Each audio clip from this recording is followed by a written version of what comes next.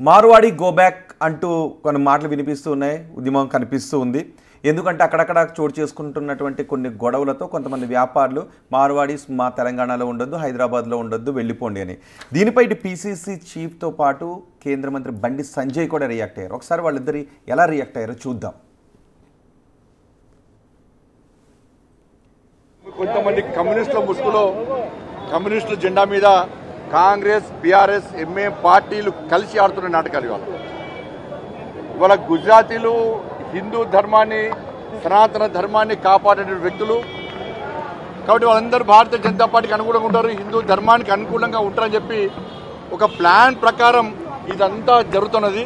ఇలా గుజరాతీలు ఈ సంపద దోచుకొని రాలే, అధికారం కోసం ఇలా వస్తలేరు. మాకు అధికారం కావాలని వాళ్ళు అంటలేరు. ఇవాళ మాకు ఈ తెలంగాణ సంపద దోచుకోవడం కోసం వస్తలేరు. వాళ్ళు ఇవాళ వాళ్ళు వ్యాపారాలు చేసుకుంటున్నారు. దానివల్ల తెలంగాణ జీడిపి పెరిగింది.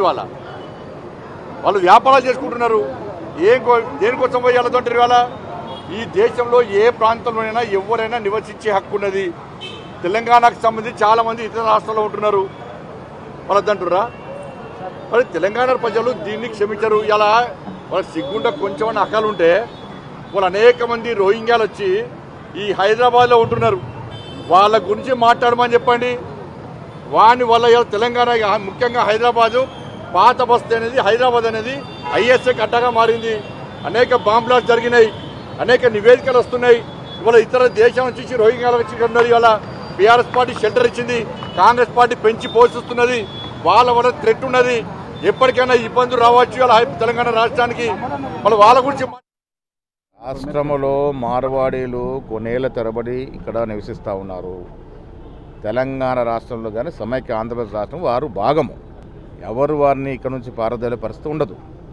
దాన్ని కాంగ్రెస్ పార్టీ సమర్థించారు. ఎస్, అటు బీజేపీ రియాక్ట్ అయింది, ఇటు కాంగ్రెస్ రియాక్ట్ అయింది. మార్వాడీలు ఇక్కడ భాగమని, కానీ మార్వాడీలు గో బ్యాక్ అంటూ కొంతమంది వ్యాపారులు ఉద్యమం చేస్తున్నారు. బండి సంజయ్కి ఉన్న స్పెషలైజేషన్ అంటే దేన్నైనా మత కోణానికి ముడిపెట్టగలుగుతాడు. అందుకే దాన్ని మార్వాడి వర్సెస్ రోహింగ్యా, హిందూ వర్సెస్ ముస్లిం యాంగిల్ తెచ్చారు. సో సమస్య ఏంటి? ఎక్కడైనా సంజయ్ చెప్పి నిజం, భారతదేశ రాజ్యాంగంలో పౌరసత్వం రాష్ట్రాలకు ఉండదు, దేశానికే పౌరసత్వం ఉంటుంది. అందుకొరకు దేశంలో ఉన్న ఏ పౌరుడైనా ఫండమెంటల్ రైట్ ఏంటి? Right to pursue his own profession. అంటే ఎవరు ఎక్కడైనా ఉద్యోగం చేసుకోవచ్చు, వ్యాపారం చేసుకోవచ్చు, ఏమైనా చేయొచ్చు. స్థానిక డెమోగ్రఫీని మార్చే స్థాయిలో కూడా వెళ్ళినప్పుడు ఇది ఇష్యూస్ అయ్యాయి. ఇప్పుడు అస్సాంలో చూస్తే అస్సామీలు అక్కడ మైనారిటీ అయిపోయారు. అంతటి స్థాయిలో అస్సామేతరులు వచ్చేసారు. సో ఈ సమాజంలో రకరకాల సోషల్ ఫాల్ట్ లైన్స్ ఉంటాయి. ఆ సోషల్ ఫాల్ట్ లైన్ మనం పెంచి పోషించకూడదు. ఇప్పుడు తెలంగాణ వారు ఇప్పుడు బెంగళూరులో తెలుగువారు లేరా? చెన్నైలో తెలుగువారు లేరా? ఢిల్లీలో లేరా? బాంబేలో లేరా? మీకు అమెరికాలో తెలుగువారు లేరా? తెలుగు వాళ్ళు ఇండియన్స్ గో బ్యాక్ అని అమెరికాలో ఉంటే 40 లక్షల మంది ఉన్నారు తెలుగు వాళ్ళు అమెరికాలో.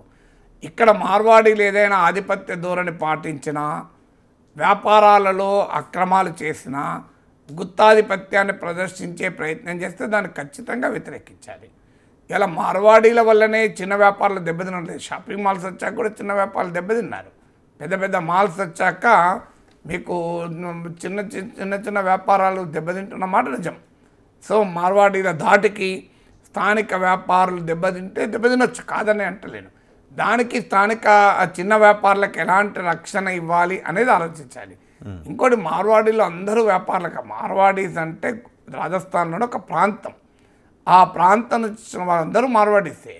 మార్వాడీస్లో అందరూ వ్యాపారులే ఉండరు, చాలామంది తెలియదు. మార్వాడీస్లో కూడా మీకు బీసీలు ఉంటారు, ఎస్సీ ఎస్టీలు కూడా ఉంటారు. ఇప్పుడు నా యోగా మాస్టర్ ఉన్నాడు మార్వాడి, ఇప్పుడు ఆయన రాజస్థాన్లోనే ఉన్నాడు. ఆయన కుమ్మరి, BC, MBC, most backward cost.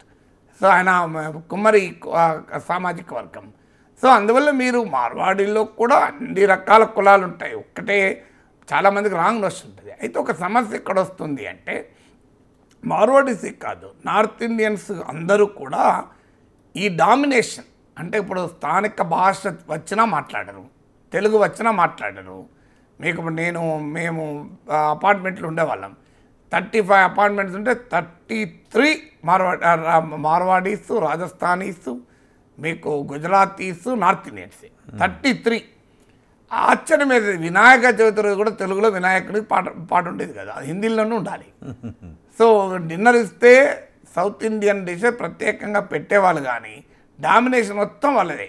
ఆఖరికి పూజలో కూడా తెలుగు పూజ రాకూడదు, మా మార్వాడి పూజ రాస్తాడు, హిందీలోనే పూజలు చేస్తారు. ఇది అయ్యేవరకు ఏమవుతుంది, స్థానికంగా ఉండే ఇప్పుడు నాలాంటి వారికి కూడా బాధేసింది. అయ్యో మాకు కూడా దేవుని ఒక ఏదో మంగళారతి పాడాలని ఉంటుంది కదా. సో దానికి కూడా మీరు అవకాశం లేకుండా అంతా మొత్తం డామినేషన్. ఇప్పుడు మరోవైపు ఆల్రెడీ హిందీ డామినేషన్ ఉంది.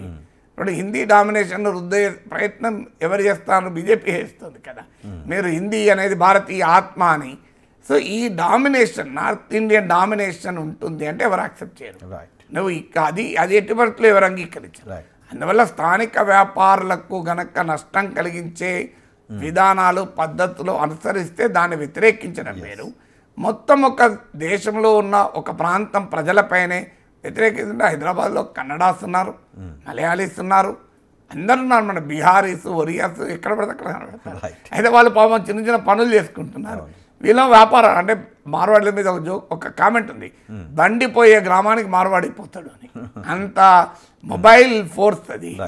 సో అందువల్ల మనం ఒక భాష, ఒక ప్రాంతము, ప్రజలపైన వ్యతిరేకత కాదు. భారత పౌరులకు ఎవరికి ఎక్కడికైనా వెళ్ళే అవకాశం. వాళ్ళు అనుసరించే పద్ధతుల్లో తప్పులుంటే ఖచ్చితంగా ప్రశ్నించాలి. Right, thank you very